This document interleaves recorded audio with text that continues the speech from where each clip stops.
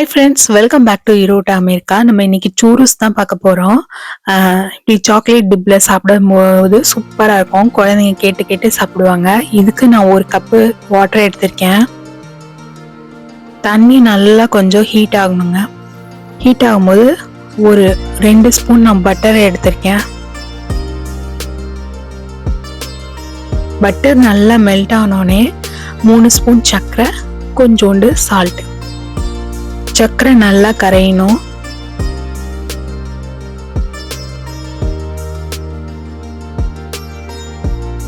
சர்க்கரை நல்லா கரைஞ்ச உடனே இதுல ஒரு கப்பு நான் 1.25 கப்பு மைதா எடுத்திருக்கேன்.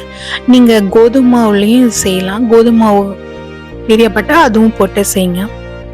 நான் இன்னைக்கு மைதா மாவுல செஞ்சிருக்கேன். நல்லா இப்படி கட்டி படுங்க. அப்புறம் நம்ம வேகமா மிக்ஸ் பண்ண எல்லாம் சரியாயிடும்.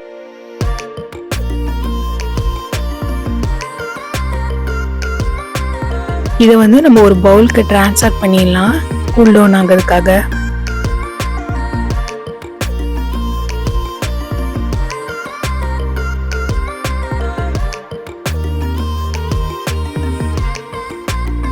நல்லா இப்படி பெசரி விடணுங்க. எந்த கட்டியும் இல்லாம இருக்கணும். இப்ப நான் இதுல 1 ஸ்பூன் வெனிலா எசன்ஸ் ஊத்திருக்கேன்.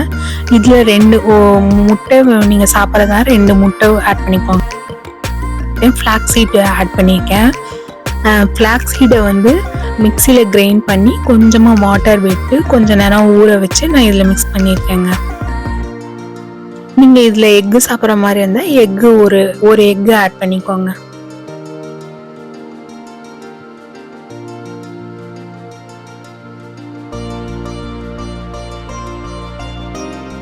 இப்போ இந்த மாதிரி நாசில் இந்த டிசைன் எடுத்துக்கோங்க. இதில் பைப்பிங் பேக்கில் வச்சுட்டு இந்த மாவை இதை இதில் எல்லாத்தையும் சேர்த்திடலாம்.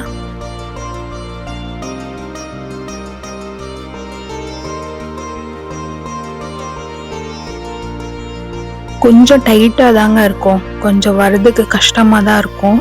நீங்கள் நாசில் இல்லைன்னா கூட வெறும் பேப்பர் அந்த கார்னரை போட்டு ஹோல் போட்டு கூட இந்த மாதிரி நீங்கள் பண்ணலாம்.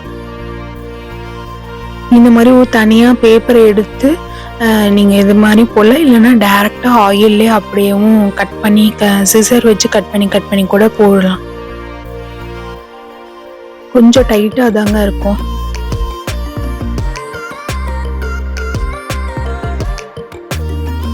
நான் ஃபர்ஸ்ட் டைம் தான் இதை செஞ்சு பார்க்குறேன். நல்லா வந்துச்சு.